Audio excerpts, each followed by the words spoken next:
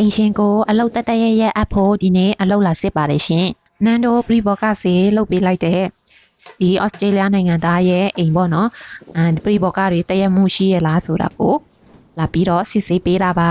နန်ဒိုလုတ်ပေးလိုက်တဲ့ဒီပရီဘော့ကဆေးအလုတ်ကိုတေးသေးချာချာတက်ရဲ့လေးအဖို့နန်းဗီဒီယိုတွေအန်ဆွဲတွေတကားတွေစမ်းပြီးစစ်ဆေးပေးကြည့်တာပါပရီဘော့ကတွေကတရက်မှုရှိရလား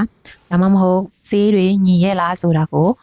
ဒီနေ့စစ်ဆေးပေးတာပါဒီအိမ်ကြီးကိုဒီနေ့နန်ဒိုနောက်ဆုံးအလုပ်လာလုပ်တဲ့နေ့လေးပေါ့နော်ဒါကနန်ဒိုအလုပ်လုပ်ပြီးသွားတဲ့ဗီဒီယိုလေးတွေပါဒီအိမ်ကြီးရဲ့ပရိဘောကတွေကတော့အိတ်ခမ်းထဲကဥစားထည့်ဖို့ဗီဒီယိုတွေပါမယ်မိဖို့ချောင်းသုံးဖို့ဗီဒီယိုတွေပါမယ်ပြီးတော့တကားတွေအိမ်သားရေချိုးခန်းတကားပြီးတော့တကားမကြီးတွေပါမယ်ပေါ့နော်ဒီအိမ်မှာပရိဘောကဆေးလာလောက်တာ